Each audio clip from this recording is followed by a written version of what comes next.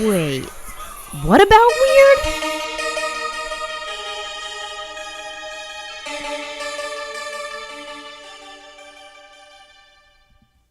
Hi, Echo here. Before we get into this episode, I just wanted to give a brief warning that all episodes within our Jonestown series include discussions about sexual assault, suicide, animal abuse and death, child abuse, homophobia, racism, emotional manipulation, murder, and cult activity. Many of these topics will be disturbing to hear about, and if listening to any one of these topics disturbs you, please skip this series and enjoy any of our other episodes. Thank you.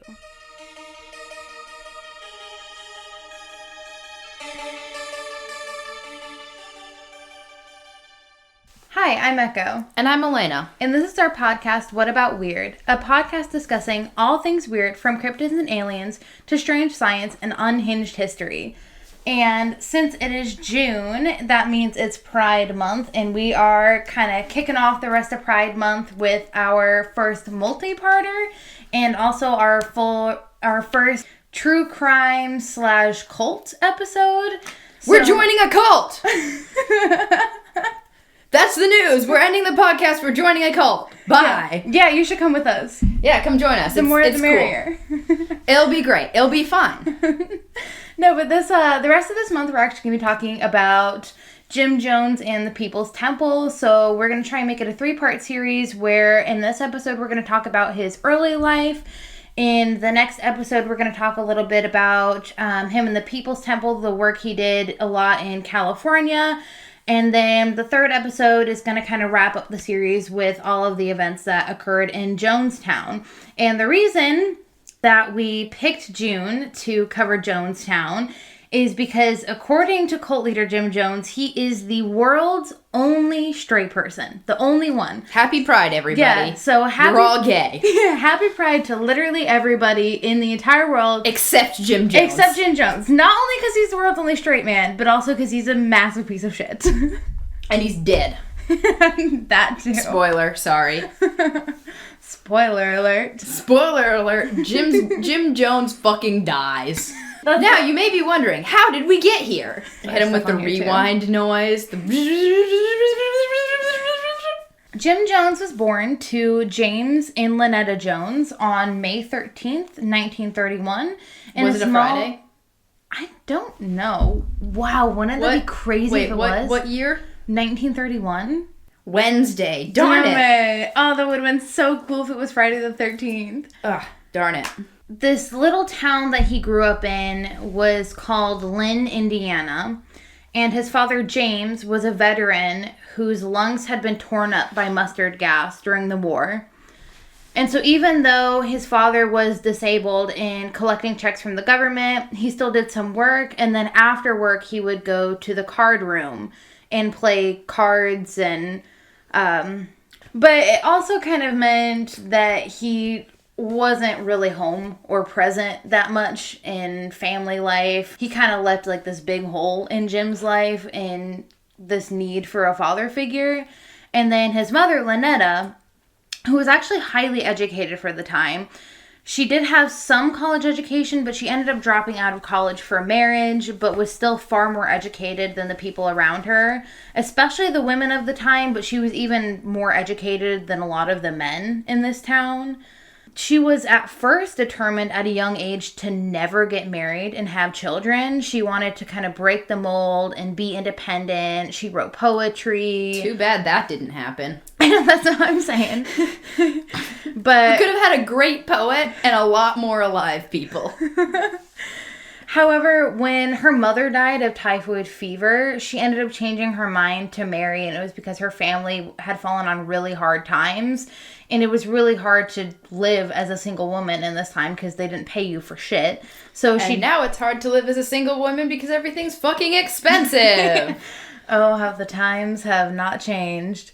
They've changed, but they've stayed the same. Yeah, pretty much. So she decided to get married solely for money. And so there are a couple sources that actually say that she got married at a very young age, and she was actually married 3 different times before she met James. I'm not entirely sure, like, why those marriages ended, but she met James, who was 16 years older than her, and decided to marry this man partially for the money because his family was relatively well off. And then he wanted kids, so she decided, okay, I'll have a kid, but I want a son, and I want him to grow up to be the best man in the world. Which is kind of unfortunate. She really should have, like, sticked to, I don't want to get married and have kids, but you do you. She was also the breadwinner. She worked really hard and often wasn't home. And, of course, you know Jim's father wasn't home either. So... real latchkey kid situation. Yeah, pretty much. Here. And, like, even since he was a baby, they're just leaving him home by himself. This 2-year-old can cook spaghetti on his own. He'll be fine. And she didn't really have a whole lot of motherly instinct. Like, she really wasn't that close to him. But she did really prize his education. Like, she saved up basically every extra cent that she made from her job to make sure that she could pay for his education. And that's something that she really instilled in him, is to be educated. And his family was also really progressive at the time. They really raised him to be caring. Education is very important. Just even at that time, at this time, learning is important. Just want to put that out there. So too bad he was educated into being a fuckwit, but education is still important. Yes, indeed. So she definitely, I know during this time it was really hard because obviously, like, she had to be the breadwinner and leave him at home. Obviously, they couldn't afford childcare, but it did mean that literally, even from the age that he was in diapers, she's just letting him wander around. And there were even, like, a lot of instances where when she was out at work, she didn't want him in the house. So he's just wandering around the streets of this little kid. And so what he started doing, I think, to feel some sort of connection, is he started start child cults. He started collecting animals. It was just, like, literally any animal he could find. It was, like, sometimes, like, stray dogs and stray cats and pigeons and chickens. We've all had, like, a random wildlife pet, right? Yeah, I think so. At some point, we've all taken in, like, whether it's, you know, a possum or a squirrel, or, like, a little box turtle you found outside, or a frog, or, like, we've all done that. Yeah. To some degree, or taken in a stray animal. Right, yeah, but it gets to the point where he's, like, dozens of animals. Oh, jeez. But they can't really take care of him. Have you ever read the book Tarantula in My Purse? No, that sounds unhinged. I don't remember who wrote it, but it's the whole premise of the book is basically that this family takes in a lot of crazy animals, and there's just animals everywhere. Like dozens of, like, squirrels and, like, random tarantulas and possums and raccoons and all that type of stuff. That's the vibes I'm getting from this. That's definitely but more vibes. Depressed. But of course, he's like this little kid, and his family's not going to help him take care of these animals. But they also can't say no. Right, and they don't have enough money to take care of these animals, so he really did care about the animals, and he tried his best, but they weren't taken care of very well. And, like, even he had, as a childhood friend, his best friend was Don Foreman. And even, like, when people go back and talk to Don Foreman, they were like, yeah, he had a lot of animals, but he did not really take good care of them. And even as, like, a little kid, he really wanted to catch people off guard and kind of get their attention. And so he would do things like go down to where the railroad workers were. And he would, honk like, at them with a rubber chicken. He would start, like, cussing up a storm as, like, this little kid. And they thought it was so funny that they would give him soda. And so he made it, like, a regular practice to go down to the rail yards and be like, you fucking motherfuckers. Like, as this little kid, and they'd be laughing their asses off. I mean, to be honest, I would do the same. I, like, see a kid cursing and swearing. I'm like, you got a good vocabulary. Here's a cookie. Due to the lack of family, he really wanted to kind of make his own family. And so from this point on, he was really determined to form his own community. So his family wasn't very religious, though there were some roots in the Quaker and Baptist church on his father's side. His mother was a devout atheist, saying that she didn't believe in any sky god. But an underground god? A water god? She can get down with that. A god that's just chilling around. Just not in the sky, just chilling around. Earth god, water god, fine. Sky god? No. Fuck off! But they had this neighbor, Myrtle Kennedy, who's just like this sweet old lady, noticed Every sweet old lady is named Myrtle. Or like if your name is Myrtle, you were determined to be a sweet old lady. That's your fate. I don't make the rules. It's just I've never met a Myrtle who wasn't a sweet old lady. Could you imagine a grumpy Myrtle? No. No. Gertrudes are grumpy. Oh, yeah. Not Definitely. always, but usually. Sometimes, yeah. So she kind of noticed that his family was completely neglecting him. And so she started taking care of him when his parents were away. And so on Sunday, she started taking him to an evangelical church as a small child, which is where he was absolutely intrigued by religion. And it wasn't the actual religious aspect, like the belief in God. It was the theater of it all. The pastor... Jim Jones is a theater kid! He was such a theater kid. He loved it. He would have dug Hamilton. Oh, he would have loved Hamilton. It's all fun and games until he starts having duels with other people. We'd love it.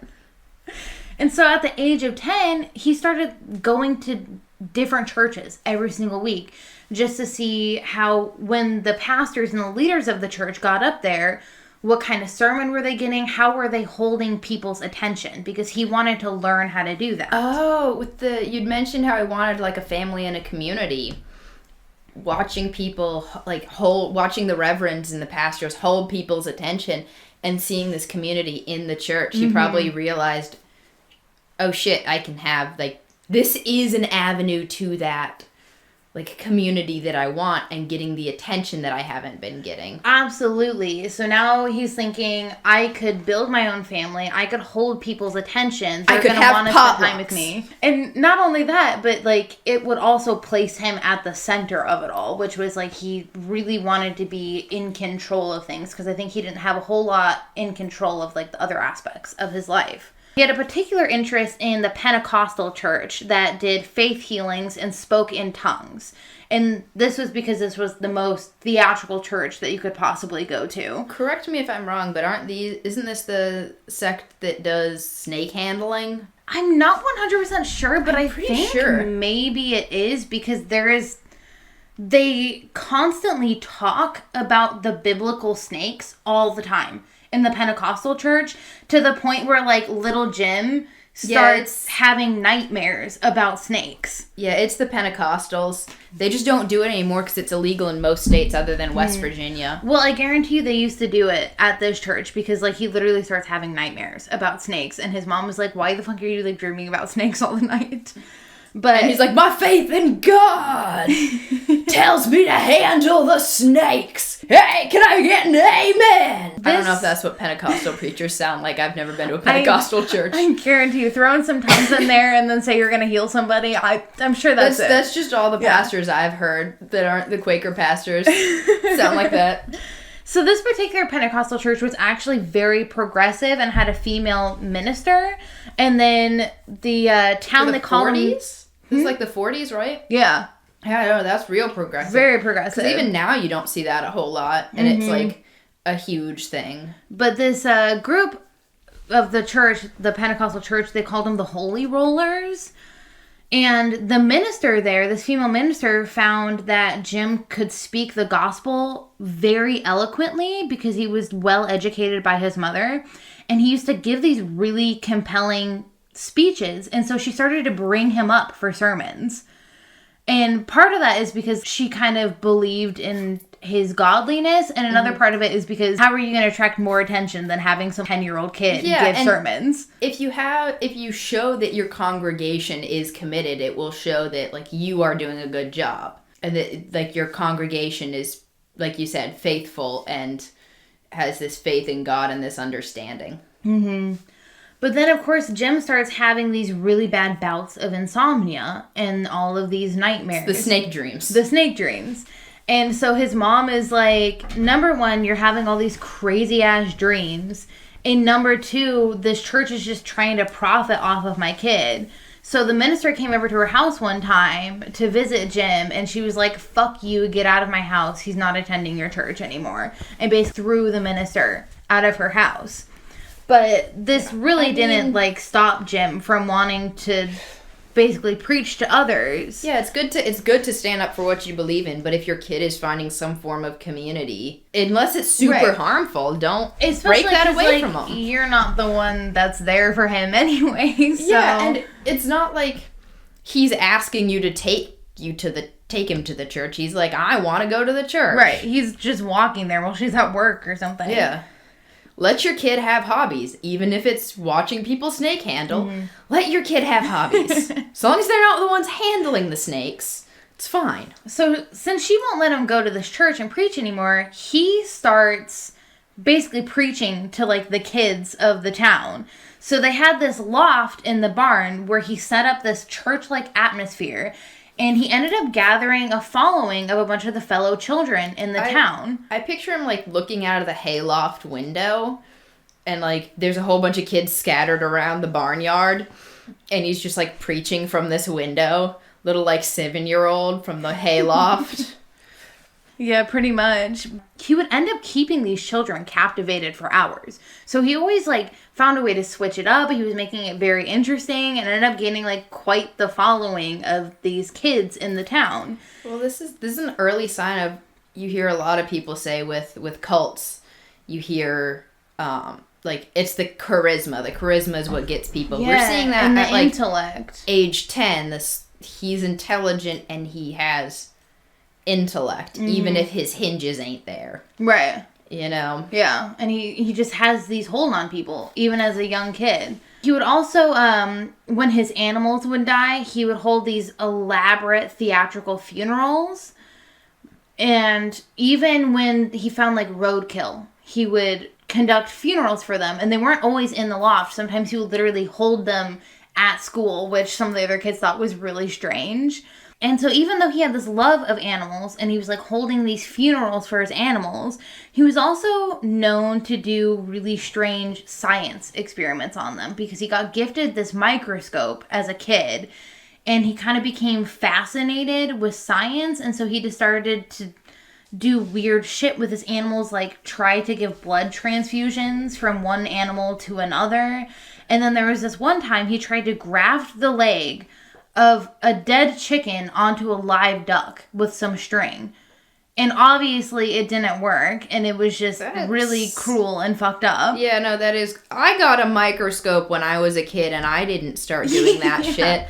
I was looking at pond water and like, sponge water. I looked at the water in the sponge and, like, didn't drink water for, like, 2 weeks because I was like, there's there's living things in that. Seriously. It's icky. My dad gifted me a microscope, I think when I was in, like, middle school, and I was taking cross sections of leaves and looking at them, not harming animals.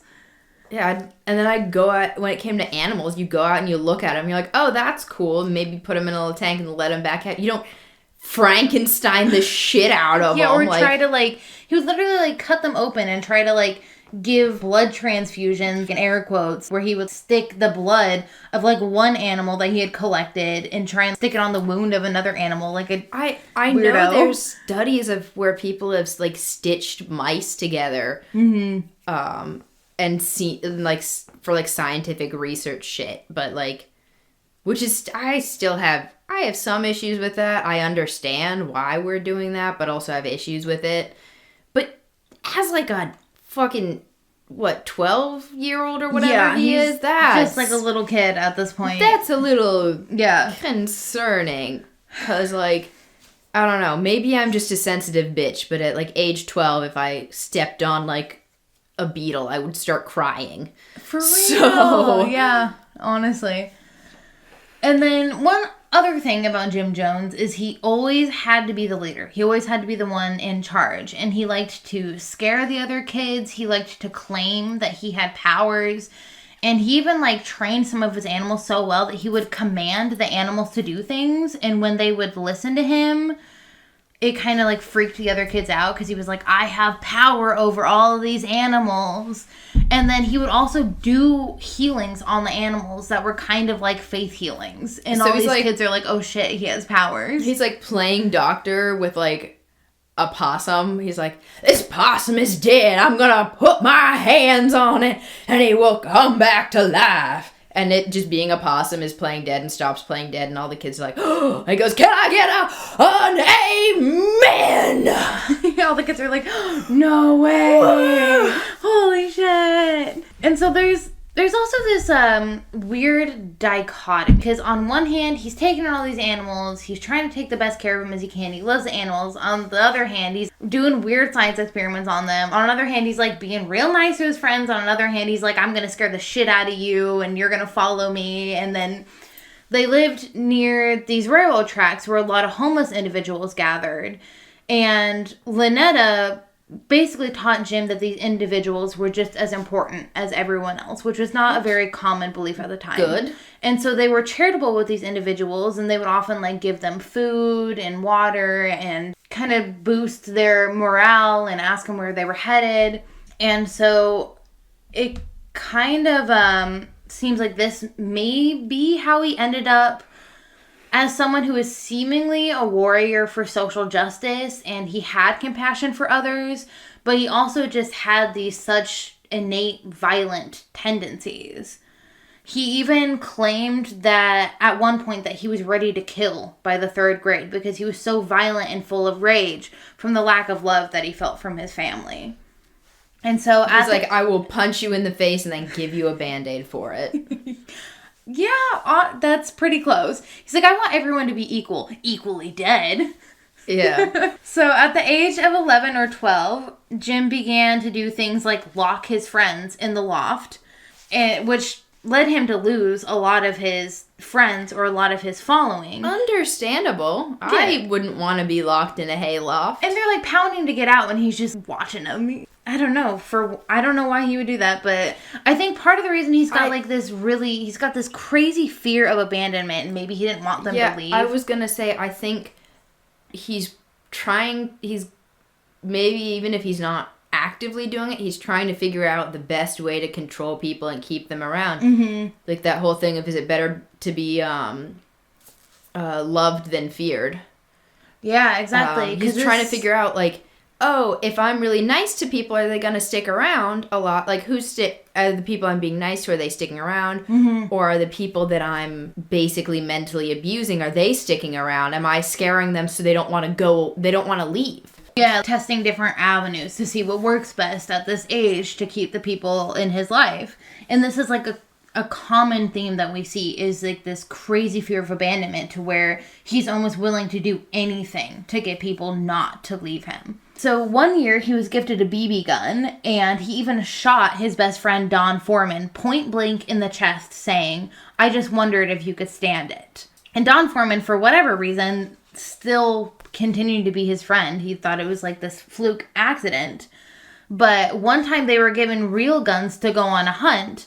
Jim threatened to shoot Don, and when his rifle went off, accidentally, I put that in quotes, Don was actually shot in the toe. Ooh. Yeah, and like Don's still hanging out with him because he's like, it's just a hunting accident. Like, I understand, like, this is shit making me weird and uncomfortable, but like, this is still my best friend. Yeah, and also when you're like 12, you don't, unless someone's overtly being like rude and like mean and abusive to you. Mm-hmm. And even then, you're like, oh, well, this person wants to hang out with me. You have this need as a 12-year-old to want to have friends and be liked and stuff. And it's like, well, even though this kid shot me in the chest and he shot me in the toe and he like locked people in the hayloft and stuff, he's nice to me. He's my friend. Yeah.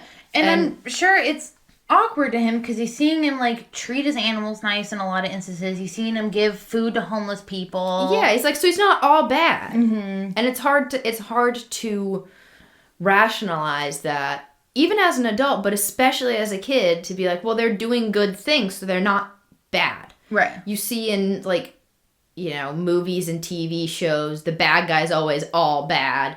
And any good thing they do, it's always obvious that there's some gain behind it. Like, oh, the bad guy is he's going to help out this town, but it's so that he can become king or ruler of this town or whatever, and then have pure control. Like, so it's a lot more obvious and and stuff, and it's, as a kid, you're like, oh, they're nice. They're being nice. They must not be a bad person. Right. And as a kid, you're so much more trusting. But even when they got older, like a couple years after this, Don was hanging out at Jim's house. And when Don went to leave, Jim followed him out with a pistol and was basically told him, if you leave, I'll shoot you. Because I think at this dinner, Don was like, I'm not sure I want to be friends anymore because of all these different instances that had built up over the years. And Jim basically told him, like, if you leave, I will shoot you. And Don was like, he's not going to shoot me. So he started to walk away, and Jim literally shot at him and hit a nearby tree. Yeah. This is how abuse happens. You may be, this could be years down the road, and you'd be like, why are they still friends? Because... yeah, abuse is insidious, and it's a slow burn. Mm-hmm. And so Jim matured a lot faster and was more studious than other boys of his age. The only adolescent activity he would really participate in was they would do these pissing contests with the other boys. Literally or metaphorically? No, like literal pissing contests. Oh. In which it was said that, like, the other boys... Wait, this is back when they're like kids, right? Not after he... like adolescent age. So like 14-ish? 14, okay, yeah. I'm picturing... Because you had said later on, I didn't know if we're jumping forward in time. I'm picturing I'm like, do I need to picture a 13-year-old Jim Jones or like a 20-year-old Jim Jones? No, I'm pretty sure when he shot at Don anyway, he was still like a teenager anyway. He was like probably... like 17? Yeah, I'm not sure exactly what age he was, but he wasn't that old. He was still like tell me about age. how Jim Jones pisses. But all of the other boys were like apparently enamored by his junk because apparently he would always win the contest because he had a special way of like literally contorting his dick to where he could like pee over the rooftops of houses. I have several questions. First off, who is saying they're enamored by Jim Jones' junk? Apparently a bunch of the kids that were in this pissing contest. But are these the kids saying this, or is this Jim Jones later on being like, yeah, everybody liked my dick? I'm actually not sure where they got this information from, but the book that I read they only take stuff from like first-hand accounts. Okay. So I would assume that at least a couple of the boys were like, dude, he could piss so far. Yeah, that's my next question. Are these 1-story or 2-story buildings? Probably 1 story. I don't think it's possible to piss over 2 stories. Or is it like one of those half in a hill houses where you can piss over, like where it's like 1 story and then you go down the hill and it's 2. I have so many questions. I'm also so afraid to have them answered because I don't want the mental image in my brain. Normal home in Indiana is probably like a 1-story. Okay, so like a 1-story, house. Ranch house. Okay, yeah. But this was like literally the only adolescent activity that he would partake in. Like all his other friends were like stealing smokes from their parents, drinking, going to parties, pissing over roofs. He didn't want any of it except for like the weird ass pissing contest. I don't know why that's the one he decided to join in, but he was like, I'm really good at pissing over roofs, so I'm going to continue to do because the rest of his life is a metaphorical pissing contest. That's why. Honestly, that's so funny. But he also took it upon himself to be very well educated, especially in politics. And pissing. Yeah, those are his 2 specialties. Pissing and being educated in politics. Politics, pissing, and culting. But he was particularly intrigued by political leaders such as Hitler or Stalin. That famous Alabama politician, Hitler. I mixed Hitler and Stalin together. Joseph Hitler. It's their ship name. He was particularly intrigued by Hitler and Stalin because of like Hitler, if you will. Hitler. Because like they could really command crowds and they had all of the and they could followers. Also piss over a roof. And he didn't agree with any of their policies. But it was the theatrics of it. Right. And so he kind of looked up to them in like this really strange way where he might not have agreed with what they were doing, but he was like, man, I really want to be like that. He also always dressed in what would be considered his Sunday best. Even when all the other kids were lounging around in the normal street clothes, Jim Jones is like literally taking it upon himself as an adolescent to dress up in his freaking suit pants and a button-down white shirt every single day. He's just a little businessman over here. He is. He's dressing for the job he wants.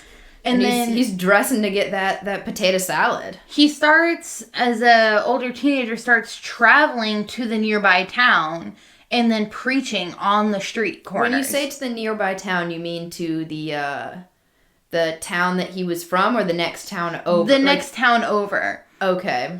And he did this because it actually had a higher population of black people, and he knew that this was a community that was really looked down on. They didn't have equal rights at this time.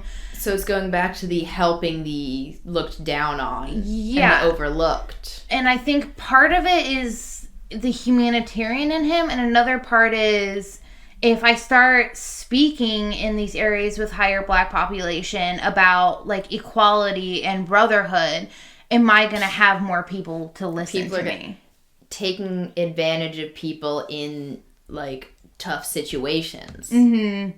It's straight up just like that's cult 101. Yeah. And pyramid schemes 101, but cult 101. And so he would preach a lot of stuff about drinking and card playing and partying and do it all. Sex, drugs, and rock and roll, my friends. Yeah, he would preach that they were sins, and especially the card playing, because it was what his dad used to do. Like, he would even go to the card room and tell his dad that he was, like, sinning. If he even sees you playing Go Fish, you're out! No go fish in this town. This town ain't big enough for both of us to go fish. So he's literally like bringing the Bible and preaching the gospel, except the ironic thing is he still at this point doesn't actually believe in God. He just really enjoyed the power of it, the audience, the control, and the theatrical aspect of it. Near this point in time, his mom actually divorced his dad, and they moved to Richmond, Indiana, where he got a job in a hospital, and he's still in high school at this point. Okay, so he's with them moving to... Yeah, he's moving with his mom. His mom divorces his dad. They leave his dad there in Lynn because they're like, fuck you, we don't actually care about you. Okay, and so Jim and his mother go to this other... Gotcha. Yeah, they moved to Richmond, Indiana, and he's still in high school, but he gets a job as an orderly at a hospital where he was known to do all of the jobs that nobody else wanted to do, like working with cadavers, cleaning up blood, sponge baths, etc. And at this hospital is where Jim Jones meets Marceline Baldwin, a nurse in training who is beautiful, sweet, and comes from a very religious and Republican background.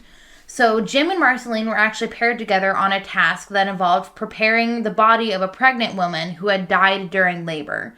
And so they're like preparing her body for the service. Marceline recalls that Jim was extremely sensitive and kind and seemed seriously disturbed by the fact that this pregnant woman had passed. This and his good looks are what initially attracted her to him. She admired that, unlike her Republican family, Jim seemed to stand for social issues like equal rights. They also bonded over the fact that Jim attended church regularly and loved to preach the gospel. The gospel. The hospital. It's a religious hospital. The gospel. I'm fucking this up so bad. I cannot read right now. I'm like trying to read my notes, but I'm messing up the words. So, okay. There's so many new words being invented today. I love it. Gospel. Hitlin. Okay. So they also bonded over the fact that Jim attended church regularly and loved to preach the gospel, as Marceline was also extremely religious and tied to God. Despite the fact that Don Foreman, Jim's friend, and Jim were no longer hung out with each other, Good Don for Don. decided to actually reach out to Jim about a job at the hospital because Don. He was in desperate need of money, which... I mean, I get that, but come on, Don. You deserve better, man. And so Jim was able to get Don this job at the hospital, and Don assumed that it would be a position as an orderly, just like Jim was. And that he would be able to work as an orderly for a little while and then find a different position in the hospital so that he could get away from Jim. Let me guess. It was a terrible terrible job he gave him, that he was just like, well, I got you a job, but you weren't hanging out with me, so I got you a shitty job because when? Yeah, Jim basically ended up getting him the job underneath him, so that, like, Jim was kind of his boss. Don was under Jim's thumb. And they ended up assuming more of an employer-employee type of relationship, which Jim really took advantage of. Jim would play pranks on Don all the time, forcing him to clean dark hallways in which he would come across a fake body part that Jim had planted there just to freak him out. They would throw fake limbs at him or make him hold real limbs riddled with gangrene to take down to the incinerator. This just seems seriously they're cruel jokes, but outside of that, it just seems unsafe and unsanitary for hospital conditions. Yeah, and it's also, Jim would do, like, this really cruel thing where there was this man who had, like, this case of elephant scrotum, I think, where his scrotum was literally the size of, like, an elephant's, like, massive, and it was, like, this old man, and they were doing surgery on him for it. And he pushed this old man out into the hallway just to, like, freak out some of the nurses and Don one time, and was like, haha, look at this, like, man's giant scrotum, like, which is really and then look at my pissing over a roof dick. It's huge. And then I'm noticing a weird obsession already that he has with, like, genitalia. Yeah, he does. He's fucking weird. And just with sex in general. Like, anything involved in that, he's got this weird obsession with it. And then there was also one time where Jim locked Don in the autopsy room and forced him to clean every speck of blood from the entire room and all the instruments before he would let him out. This eventually led Don to quit his job at the hospital and decide to stop associating with Jim forever. He's like, the money just isn't worth it. Good for you, Don. Good. I hope he's living his best life. And I hope he got a lot of therapy, because yikes. Yeah, he probably needed it, especially after the news. So Jim, at this point, looked and acted much older than he actually was. So he was actually 4 years younger than Marceline and was just entering his senior year of high school. But oh, right, he's still in...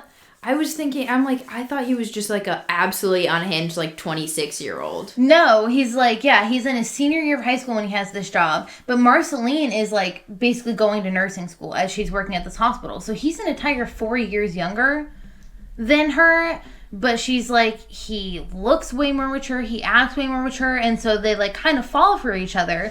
But you're very mature for your age, Jim Jones. Yeah, but she starts grappling with the fact of, like, he's so much younger than me, but she was absolutely enamored by him. And it's the charisma. Yeah, he ended up graduating from high school early and with honors, and then moved to a university where he moved out of his mother's home, now leaving the hometown where Marceline was located. At this point, Marceline and Jim were considered to be going steady. He had been introduced to her parents at her nursing school graduation. And although they were worried that Jim Jones was so much younger than her, they seemed to trust Marceline and her choices.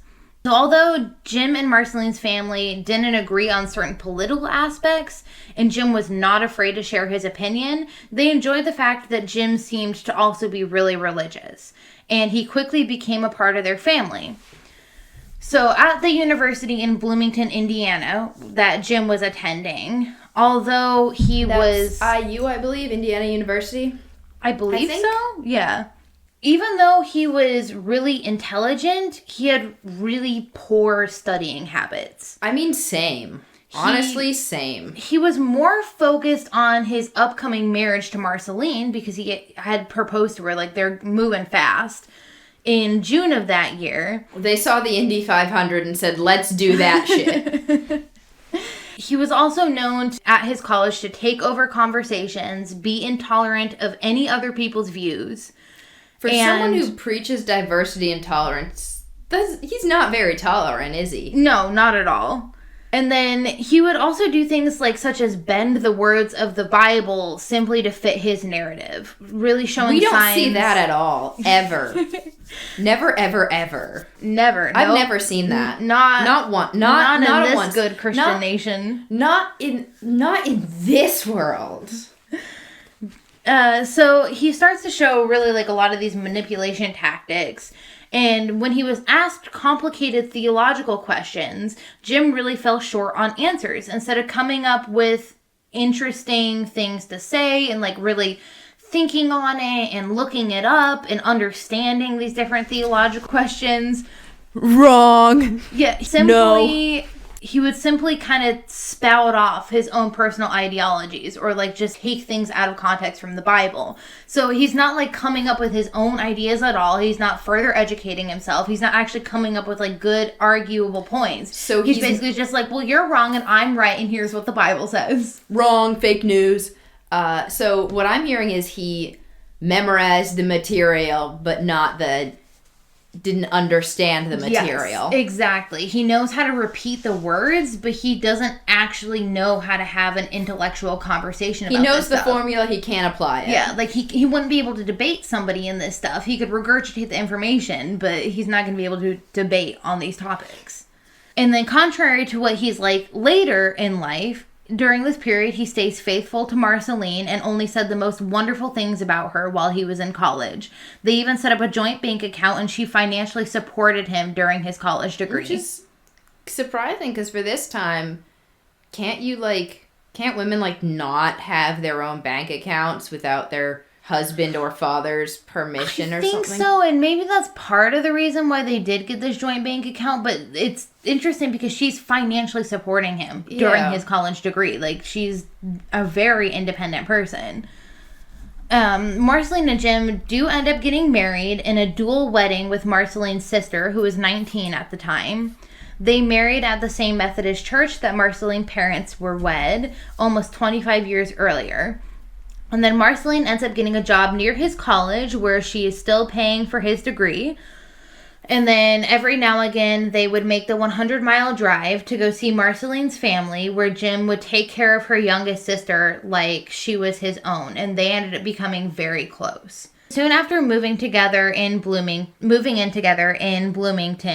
Jim started showing his true colors. He ended up telling Marceline... And they were not rainbow, because he's not the only straight man in the world. He's the only straight man. Everybody else's colors are rainbow. His, no. Gray. Extraordinarily, painfully gray.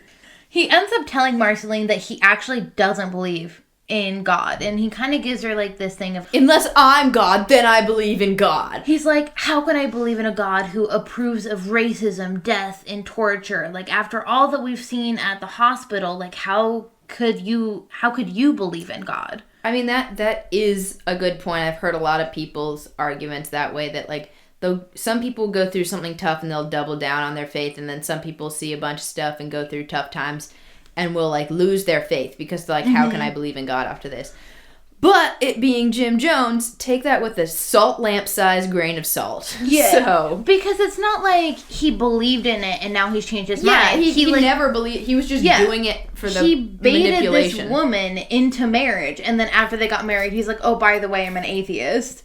And this was really concerning to Marceline, as she kind of believed that she had married this devout Christian man. Also, outside of just, like, first off, you know, believing that she married a devout Christian man and then turning out that that's not the truth is, like, not cool. But also the fact that it turns out that he was lying for this whole time. Yeah. If he's lying about that, you know, it makes you wonder what else is he lying about, or what else will he lie about? Because your faith seems like such a big thing and such a big part of, like, your faith is a big part of a lot of people's personality. So he's basically lying about his personality, and that's gonna be a yikes for me, dog. Yeah, and a big part of his personality, too, because he's like, I'm into God, I preach the gospel, and all these conversations he's having with other people are about God. Like, and he's like, I'm an atheist. If you're having these conversations about God and, like, preaching gospel and stuff, and you don't believe in God, why are you doing it? Like, we all know why he's doing it, but she doesn't. Yeah. Also, I am out of Kool-Aid. I'm out of Kool-Aid. Man. Oh my gosh, I forgot to even mention that we've been drinking Kool-Aid this entire episode. I couldn't find Flavor Aid. We got Kool-Aid. Yeah, good enough. So I'm out of Kool-Aid, So, Marceline is still continuing to pray to God, as she's allowed to because she's religious. Jim was so upset that she would pray to a God that he didn't believe in, that he told her if she didn't stop, he would kill himself by throwing himself out a window. Okay, that's just like classic manipulation. Super manipulative. When he failed to get a steady job, they had to move into a trailer home. Jim even took up odd jobs as a model for an art school for some spare cash. And she's still being the main breadwinner? Yeah. Yeah, because he was not finding a steady job. Like, and I don't even know if he's trying at this point. So yeah, I was going to say, is he incapable of it? Is he, like, is it just, like, things aren't clicking with him? Is he just not giving a shit? Or is it that he's finding jobs and then will lock people in morgues and shit? And they're like, we gotta get this dude out of here. Or lock him in the morgue. And we can't be seen locking people in the morgue. So Jim ended up telling the Baldwins that he had been a communist since he was a child, which deeply worried the family. And then there was one day that they even found that their car had been tampered with. And looking back, they say that they thought it was Jim. He even joked about killing one of Marceline's best friends just to gauge her reaction to see how much she trusted him. He decided at this point, because nothing's really sticking for him, that he wants to go to law school instead. So they moved to Indianapolis so that he can go to law school, but that ended up not sticking either. So he's just spending all of her money on his fun idea. Like, he's such a piece of shit. Like, I totally understand being like, oh, let me go into this. This isn't working out. Let me slightly pivot. Mm-hmm. You know, but did he fully get his degree and then, or was he still partway through his degree? No, he was like partway through his degree and then he's like, actually, I don't want to do this. Let's move to Indianapolis so I can go to law school. And then that doesn't stick either. So they end up just like, they're moving around a lot. They both have a lot of odd jobs and he seems completely directionless at this point in his life. So he starts collecting a bunch of animals again, including a chimpanzee, which got them kicked out of the apartment that they were in.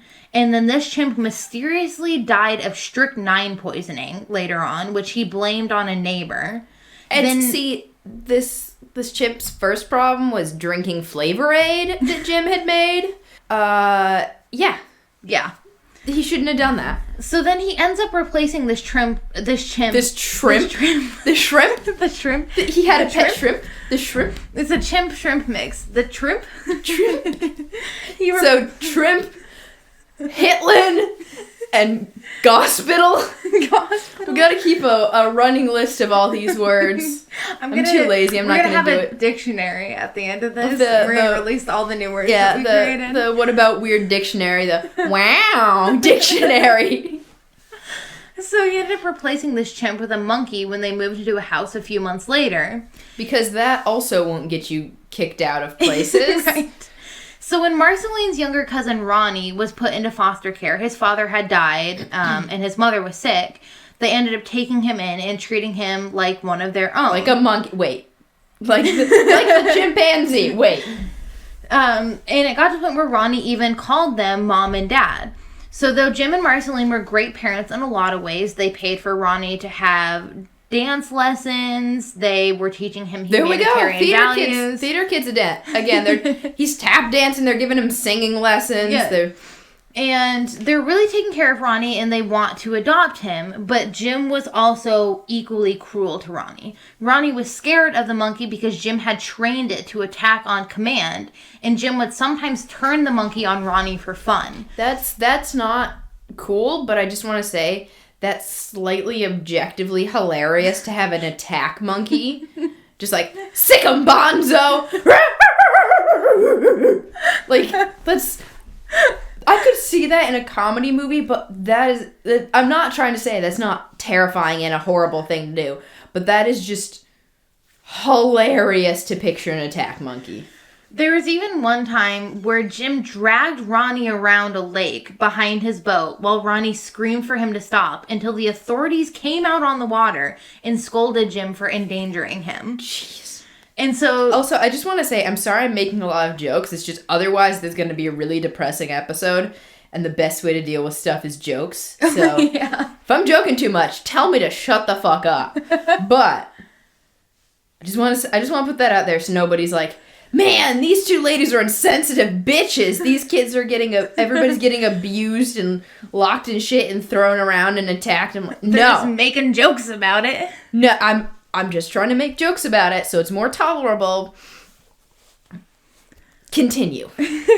So they wanted to make the adoption of Ronnie official, but Ronnie was so scared of Jim that he didn't want to stay with them, even though he loved Marceline. So Jim even went to the extent where he told Ronnie that his mother didn't love him and didn't want him, and that he had no other place to go. But his birth mother or Marceline? His birth mother. Okay. Because, like, his birth mother's still around. She was just, like, sick at the time and couldn't take care of him.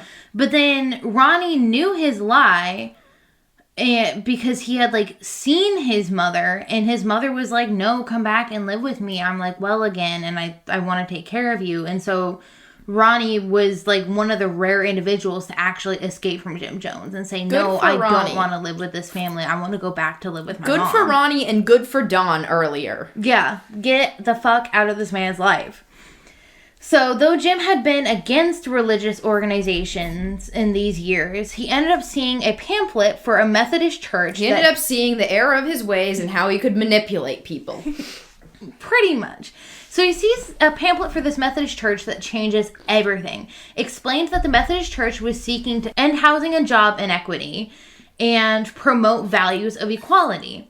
And this is how Jim got the idea that organized religion may help him reach his goals. That through religion, he could enact social and political change and also influence others. And it would also provide a cover for his controversial views and allow him to control others.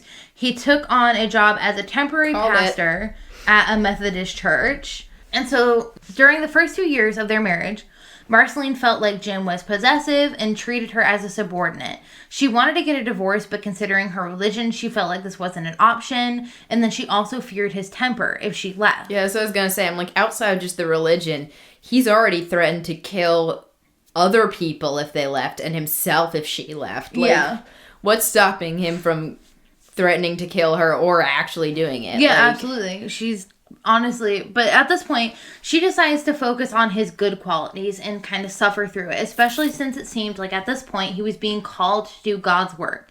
So at this point, she really thinks like he's seen this flyer, he gets like this temporary pastor position. This is going to be a turnaround. Yeah, this is going to be things are going to start looking up for us. He's going to find God again and everything's going to be okay. But it wasn't. So one thing in Indiana is that Black and white people did not really go to the same churches.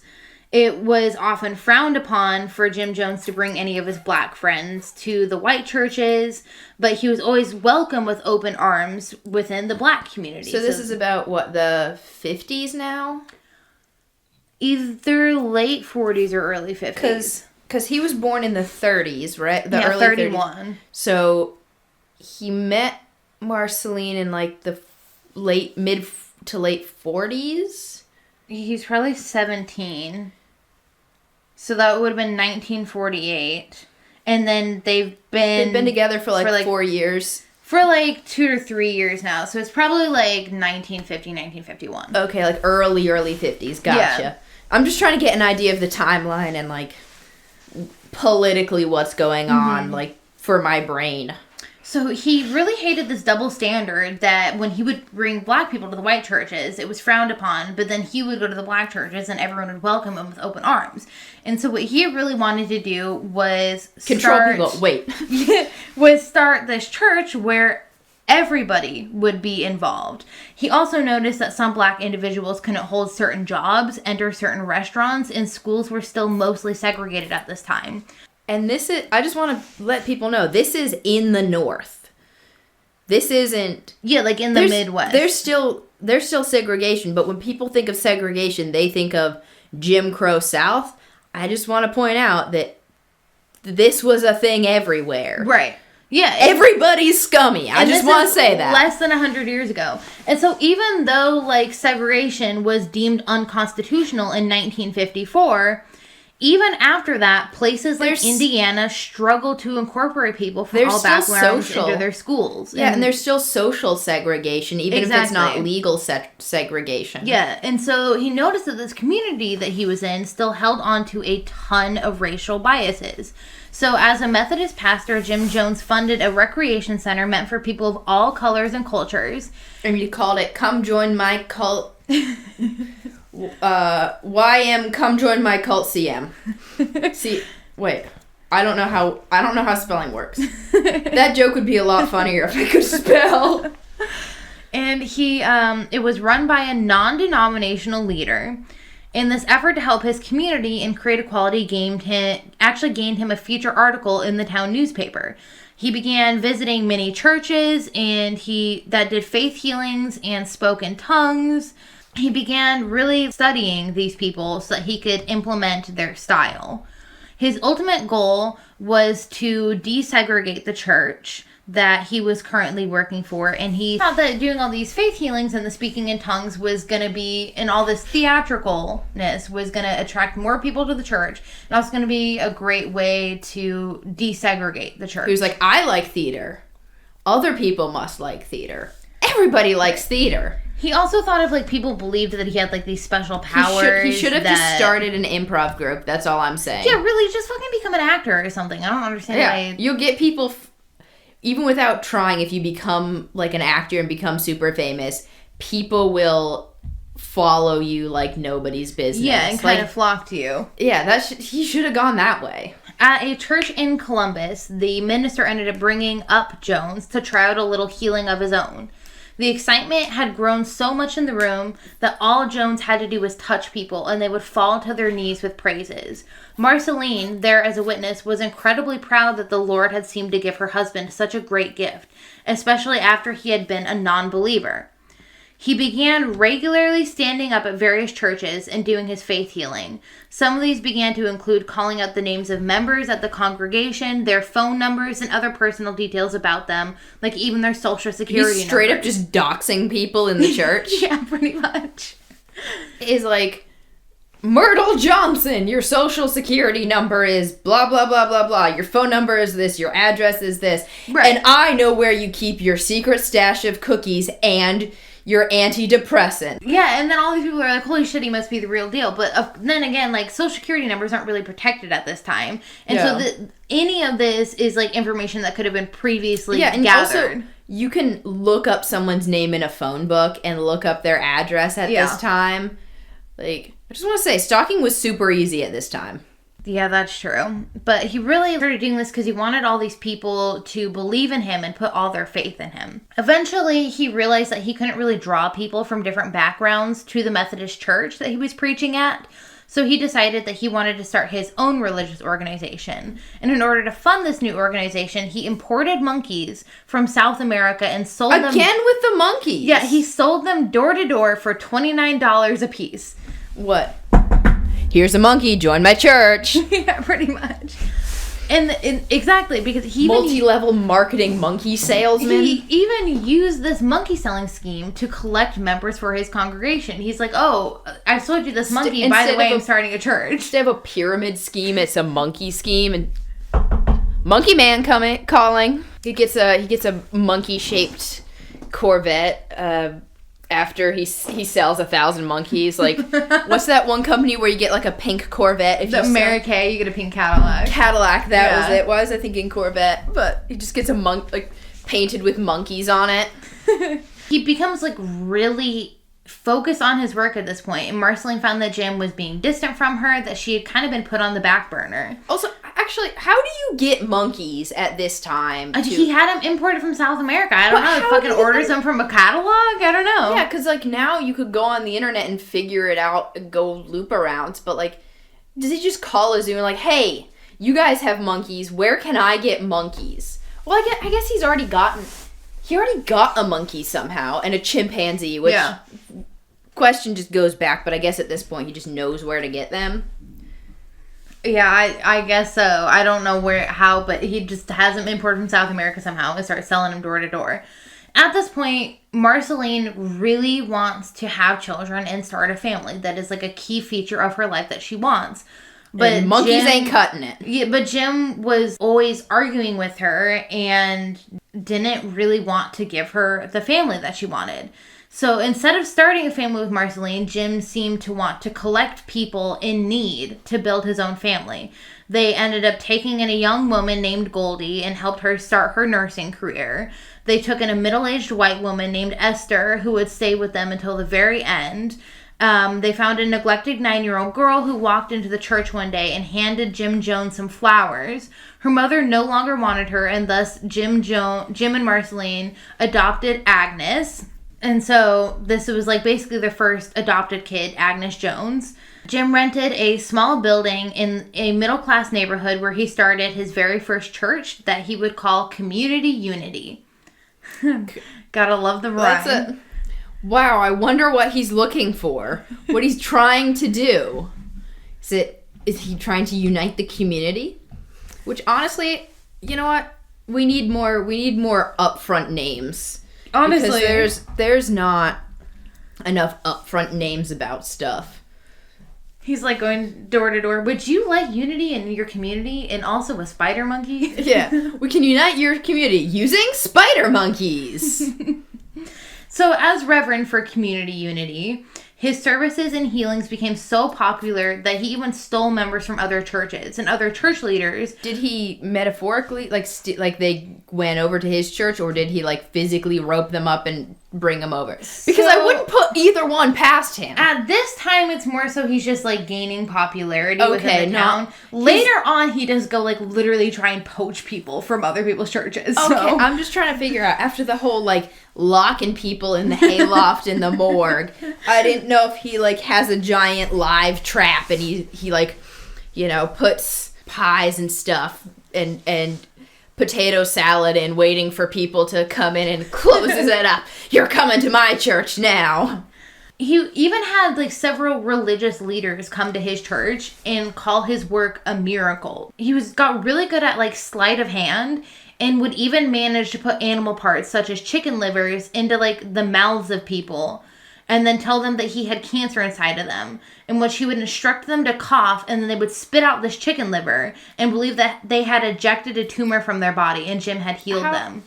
How did they not notice that he put a chicken liver in their mouth? Like, I don't know if it was, like, actually in their mouth, or, like, they would just cough and find it in their hand, but or he would hold out his hand and they would cough and he does it like a magic trick. Yeah, something like that. But then there are also times where he would make people go to the bathroom, like go number 2 in the bathroom. Oh. And they would come back and they would be like, this fucking came out of my bowels. Is it maybe a snake oil salesman-esque plant?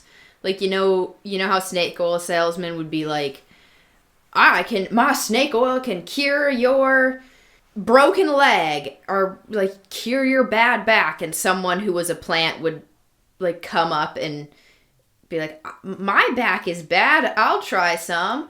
Oh, it hurts so much. And then they take a swig of this like olive oil or whatever, like bullshit, and like straightens up. It's like, my back is cured. Wow, guys, look how good it works. I'm absolutely healed. But also, if they weren't plants and they actually had like, did they actually have cancer, or was he telling they had cancer? Because if it's actual, they actually have cancer, and he's like, I removed this chicken liver tumor from you, and they like die of cancer. I'm sure some people do actually have cancer that he's doing this to, but a lot of people, he's just pointing to random people and saying, you have cancer, let me heal you, even though they didn't really have cancer.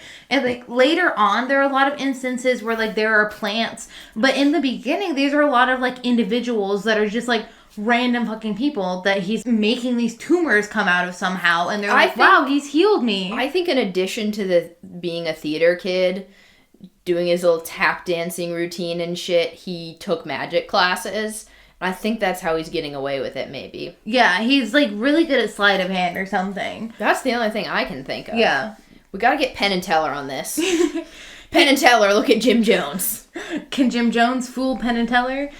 Anyway, due to his popularity, Jim Jones eventually moves to a larger building, which he names Wings of Deliverance, but then he would soon rename it as the People's Temple. There's one source that said he named it that just because there was already, like, the word temple on the sign. So he decides to name it People's Temple. It said temple, and there are people in it. But People's without the apostrophe because he didn't want anyone to claim ownership of it. He's very into socialist values. We're all equal except me, who's more equal. Nobody owns anything except me. I own all of your souls. Sell your souls to me for a spider monkey. So a bunch of members and the staff members of a church that was shutting down nearby ended up joining Jim's congregation. And this included 16-year-old Loretta Stewart and her mother Mabel, and the previous Reverend Russell Winberg and his wife Wilma. Russell Winbag? Winberg. Oh. And both Russell Winberg and his wife Wilma would become associate ministers at the church. And then also a man named Jack Beam, who was... Not to be confused with Jim Beam or Jack Daniels. Yeah, his name... Yeah, full name is Jackson Beam, but they called him Jack. And he sold pharmaceuticals. And this... Jack stays with him for a while, and we think... Maybe a little bit is like when Jim Jones later on starts getting a little druggy. Some of it might have come from Jack. But then again, like once he starts getting tons of people into his organization, he has doctors and nurses and all sorts of people at his disposal. All of these avenues for right stuffs. So he ends up setting up massive religious events and inviting religious leaders from all over. Nearly 11,000 Christians attended the opening day of his religious convention. How many non-Christians? I would assume they're all Christian. I'm genuinely curious if someone was like, I'm Jewish, but I want to see what's going on over here. Or I'm atheist. I want to see what these crazy Christians are up. Like, I would genuinely be curious. 11,000 people attended. I want to say most of them were probably Christian. So one man met Jim at this convention, and this was Archie Imes, a young black man who Jim would then recruit to his team in order to hold more sway over the black population. He's like, I'm not racist. See, I have a black friend. Exactly. And he made Archie basically like his second in command. And then this 7-year-old boy goes up to Jim, and this boy's name is Jim Cobb. So there's 2 Jims at this point. Lots of Jims. Yeah, but 7-year-old Jim Cobb has this ear infection, and Jones somehow knew this, puts his hand on Jim Cobb's ear and says, I'm going to heal you. This kid was probably... His balance was off, and he's going in circles, and Jim just slaps him silly. Just pops his ear out. But... 7-year-old Jim Cobb and his mother ended up joining the church and would grow to become really devout followers of Jim. He would also take poor kids to the zoo. He would make everyone dress in street clothes on Easter. When you say the zoo, do you just mean his house where he keeps all these spider monkeys and shit? Probably both. He made everyone dress in street clothes for Easter Sunday so that no one felt like they had less money than others, and he even opened a soup kitchen that provided over 2,000 meals per month to the needy. I just want to say, I like that he's doing good. I hate that it's him because I know that where this is going, and I know he's doing it for the sake of control and stuff, and it's like, this stuff is important, but don't start a cult about, like, yes, start soup kitchens, help people out, share in your community, make sure everyone's heard and feels felt, but don't do it for control and manipulation purposes. Do it because you genuinely care about your community. They provided free clothing. They even converted homes into nursing facilities where like elderly members of the church could live. And they even went by, like, state laws and regulations. Marceline's family eventually retired and then moved out there to Indianapolis to live with them and help with all the church events. So I take it the family's starting to feel a little bit more okay with Jones because he's... Yeah, because he's become this minister, and they like, think this is great. And so does Marceline. He's been converted, his life is turned around, he's doing all this good. He was touched by God, so we're now okay with him, I guess. Yeah. And they liked him before. I'm not sure if they even knew at any point that he had confessed to Marceline that he was an atheist. Okay, they knew that he had communist tendencies, but... Yeah, that's what I was saying, is like at one point they're like, okay, I don't know how I feel about that. He even... Actually, this is the point where when he starts to get this massive population, the more good he does, the more it seems like he's learned he can manipulate people because he's doing so much good, and they look up to him and see him as this great leader. Then he locks everyone in the hayloft. He begins asking his congregation to spend more time with him instead of with their own family. So even on holidays and stuff. And this is where it starts melting into a cult. Yeah, and so he's asking them to disregard other aspects of their life for the church. He even began asking members of the church to donate all of their possessions and their paychecks to the church. And in return, he would provide everything for them. And this made it so that they were completely dependent on him. And then Archie Imes was actually the first one to give his life over to Jones completely, including every single cent of his money. So Jim was traveling far and wide to gain followers. And this actually soon set his eye on Father Divine. Father Divine, dubbed once by an asylum to be not sound of mind, thought he was God. Once, when a judge was sentencing him... Is Divine his actual name or just like a nickname? No, he gave himself the name Major Jealous Divine. That's the full name. He gave himself that name because he legitimately thought he was God. He started this massive church. Like, when I tell you, like, one of the biggest mega churches ever. He's like the Mr. Miyagi of cults over here. Pretty much, because brainwash on, brainwash off. He would buy up, like, a shit ton of hotels and stuff, and, like, call them parts of heaven, and that's where his members would live, like, the members of his church. I don't know if you've ever been to a Motel 6, but I would not count that part of heaven. Well, but they were, like, really nice, too. But in, like, I'm picturing, like, Motel 6s. Like... This guy's, like, off his rocker. He's buying Motel 6s and painting little clouds and halos on shit. So part of the reason Father Divine got all of this fame is because once when a judge was sentencing him for causing a scene in public in his community, the judge dropped dead. And the Divine said that he was the one that killed the judge. Like, it was his divine intervention that killed the judge. I mean, I could see how that would... Like, a lot of people would be like, oh, shit, yeah. Mm-hmm. And so this legend about Father Divine and his great powers grew, and he ended up gaining thousands of followers and become somewhat of a deity.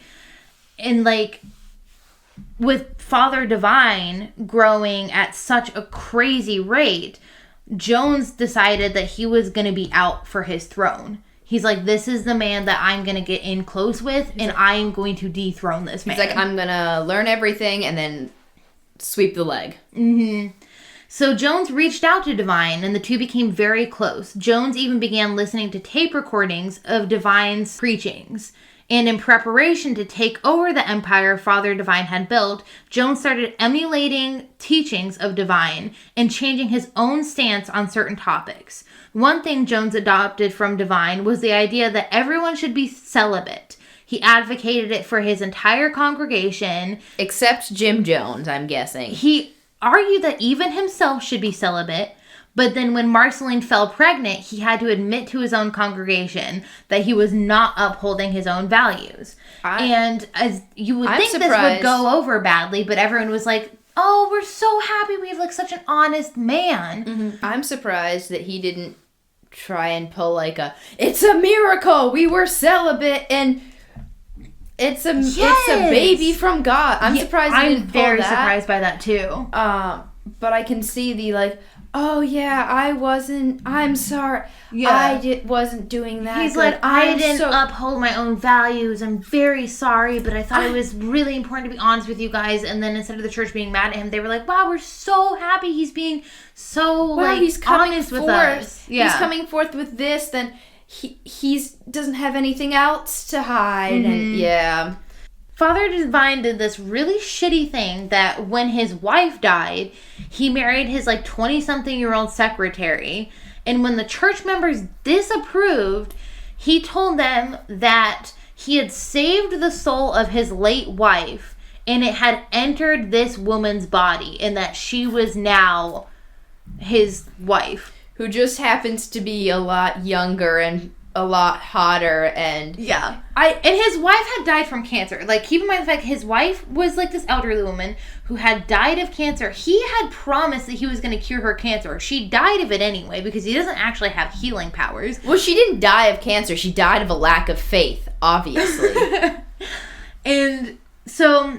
And they call him Father Divine, and then they called his wife Mother. So it was Father and Mother. So then they start calling this new woman Mother Divine, because she apparently has the soul of the original Mother Divine. But she's still the same person she was before. Yeah, apparently. And so then... She's just like a soul box right now. Yeah, a couple years later, Father Divine ends up dying, and Jim is like, this is my moment. So he tries to do this exact same kind of switcheroo where he goes to the church. And he's like, I have the soul of Father Divine in me. And he's like, this Father Divine's soul is in me. And he's like, listen to like what I've been preaching lately. And he starts kind of mimicking the way that Father Divine would preach. But then like this new Mother Divine. Yeah, this new Mother Divine was like, absolutely not. Fuck you. I see what you're doing. Get out. You're not allowed here anymore. And it foils his entire plan. Good for her. Yeah. And so he doesn't get to take over this entire empire like he wanted to. He starts doing Imagine how much worse it might have been if he did. Yeah, or how it could have been different. He would have had thousands of followers, and he also would have had a shit ton of money. Because Father Divine was so wealthy that, like, they had basically, like, the place where his body was located was, like, encased in solid gold. Wow. Yeah. Wealthy. He lived in, like, a palace and shit. It was really crazy. Yeah. This man seems like he needs to be a series all on his own. Yeah. Honestly, we probably could. It'll be a spin-off series. Spin-off series, Jim Jones and the Father Divine. But since Jim had really gained a lot of popularity, a lot of people started to trust him, he's doing good in his community, he starts kind of also showing his true colors to the church, where he starts relating Karl Marx's words to the Bible. He calls Jesus the first communist. I mean, he's not wrong. Yeah, not entirely. But he's slowly starting to work his political ideology into his religious teachings. That's kind of dangerous. Yeah. Then he does this crazy thing where he's trying to recruit some Cubans. He spent church money to, like, go to Cuba to try and convince the black people in Cuba to move to Indiana to join his church. Come to Indiana. We don't know what flavor is. He wanted 40 Cuban families to come over and, like, basically work farms for the church. And then he would, in exchange, provide for them. But, like, not a single Cuban family wanted to come. Like, he got not a single fucking person from that trip. Why was he trying to specifically get Cubans? Because Cuba was communist at the time? Or I think so. Because he was just trying to be like, see, they have it hard down there and I'm helping them. But also communism or some shit. Probably a mix of both. And then around this time, the Jones family also travels to California to adopt 2 children in need, 4-year-old Stephanie and 2-year-old Lou Eric, adding more to the family. Though Marceline was happy to have the children around that, occupied her, her life with Jim at this point was really scary. He once even kicked her in the pregnant stomach, which made her fear for her unborn child. I was about to ask, they're adopting all these kids. What about the kid that she's pregnant with? Yeah, she's still pregnant at this time. And then actually a few months later, so we mentioned a couple members, that 16-year-old girl that joined the church and her mother. Her mother was driving a church vehicle from a temple service with one of these newly adopted kids in the car, 4-year-old Stephanie, and they end up getting in a head-on collision, and all of the people, all 6 temple members in the car died. Jeez. And Jim Jones later would, like, tell people that he had a premonition that this was going to happen. Of course he did. And that he had told this woman that she needed to pray for 2 minutes before driving, but she didn't, and that's why she died, and also, like, ended up killing his kid, and that's why everyone should listen to him. Of course he did. Yeah. listen to me or else you're going to fucking die because God. Yep, pretty much. Because I can see the future. And so these 2 kids that they had adopted were actually from this this Korean adoption, this Korean orphanage. And so they decide to go back and adopt a 6-year-old named Tuboki, but they renamed her Suzanne because, of course, they want a Korean baby. Like, they're trying to collect all the colors of the fucking rainbow here with their children. Rainbow. It's the rainbow. Yeah, and he literally calls them his rainbow family because he ends up collecting, like, as many races of kids as he can. I was making a rainbow flag joke. No, he calls them his rainbow family, but of course he renames these kids her. Aren't Pokemon, and also you're trying to adopt a Korean kid, but you're like, I don't want to learn how to pronounce your Korean name. So he renames her Suzanne, and then so his wife gives birth in 1959 to baby Stephen Gandhi Jones. Of course, his middle name is Gandhi. But then they adopt this black baby who they name James Warren Jones Jr. after Jim Jones. So they didn't name their birth child after him. They adopted someone else and changed their name to Junior. He specifically did it because he wanted to show how accepting he was by giving his name to an adopted black child instead of his blood-related son. He's like, look how accepting I am. Look how cool I am. How old is this kid that he renamed? Like a baby. Okay. Like, yeah. That's not, it's not okay, but it's also slightly more okay than if it was like a 12-year-old. They're like, we're naming you Jim now. And he's like, my name is Paul. Yeah, really. But this ends up causing, like, a lot of issues for, like, his actual biological son in the future, feeling incredibly inadequate that he like he's just there. Yeah, like he feels invisible. Because all these other kids were, you know, that kid was named after his dad and all the others were purposefully adopted. And it seems like, especially with the, we're trying to be celibate, the biological son was just kind of happenstance. And I can really see how it's like, well, I just happened to be, all these other kids were intentional. Right. Yeah. And that could really I'm the accident, and my dad didn't even give me the junior of his name. He gave it to some other kid that he adopted to make a point. Yeah.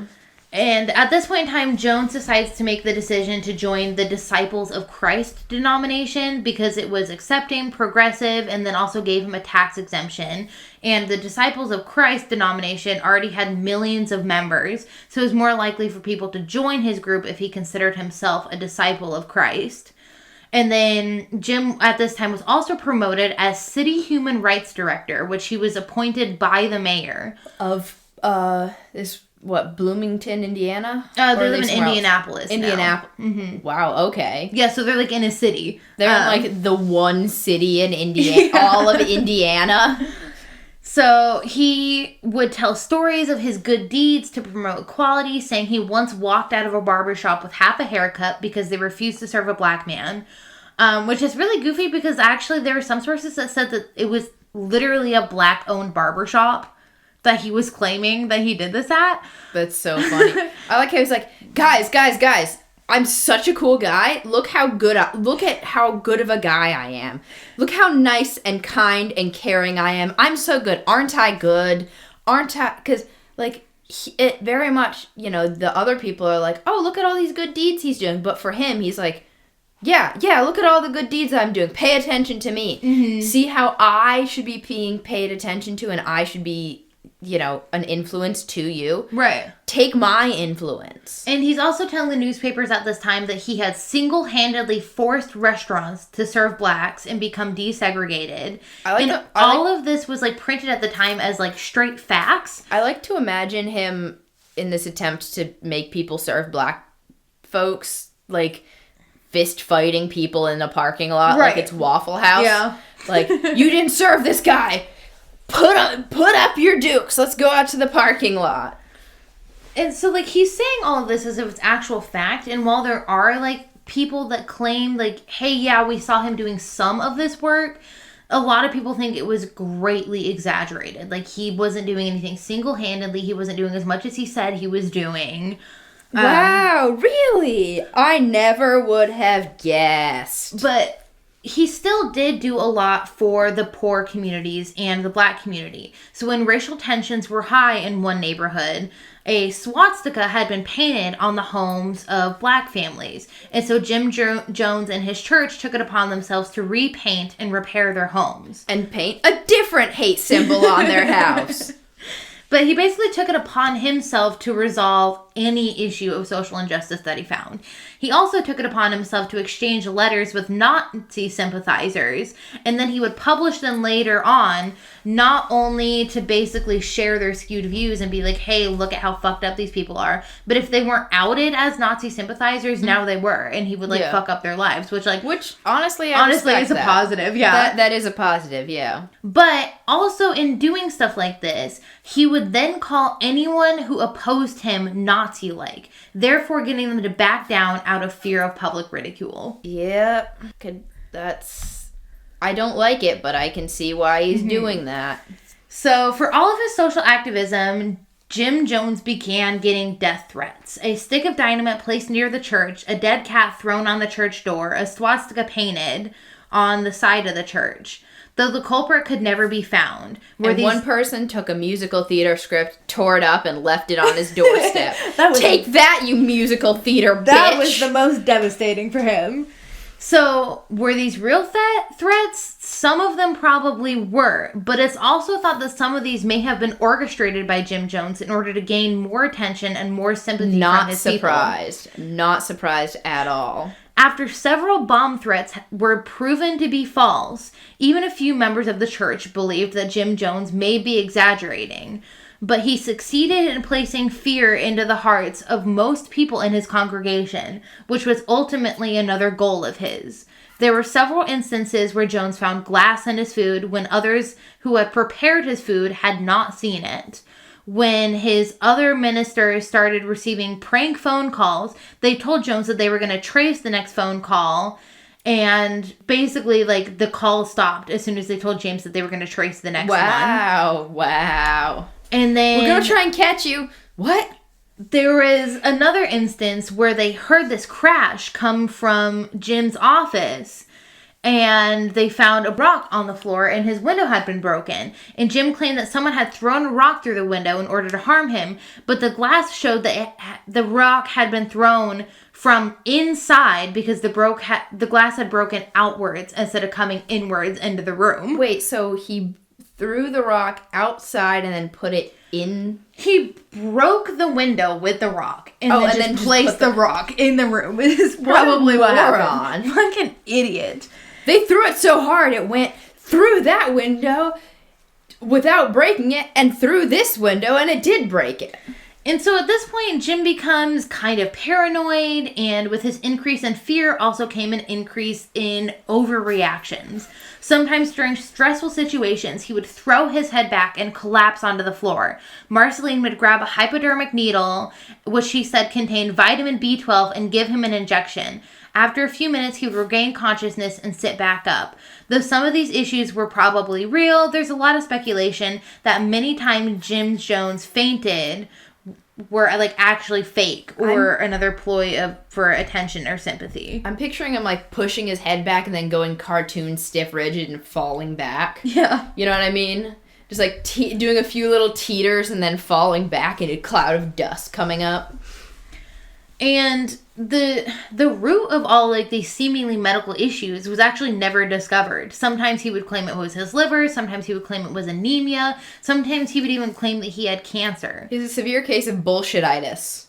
In 1962, Jones started considering setting up a church in Brazil. Also, I just want to ask, so was no one like, wait, what? Because this man can heal cancer and liver issues and all this shit. I know, but then he's got his own medical issues. Is it because, the magician can't fool himself? No, because he does some crazy shit later on where he does healings on himself. So I don't understand the logic. That's later on. But I'm just saying, does nobody think right now, you can heal cancer. If you have cancer, why aren't you healing yourself? Oh, I'm sure that there were quite a few people that were like, okay, what the fuck?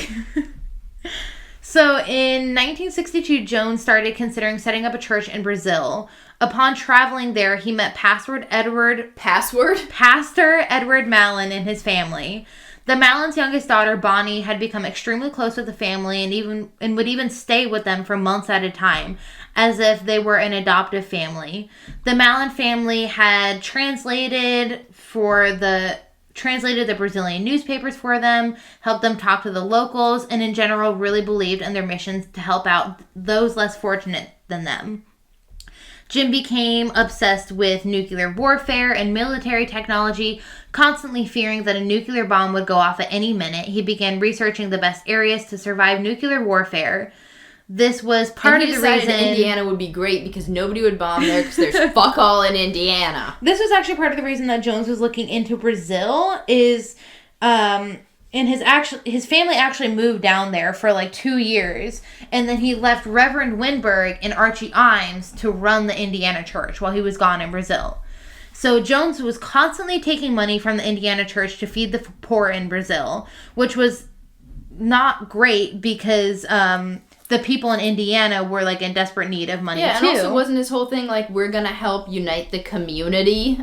Yeah, around here. But he's like bankrupting his first church to try and set up a separate church in fucking Brazil.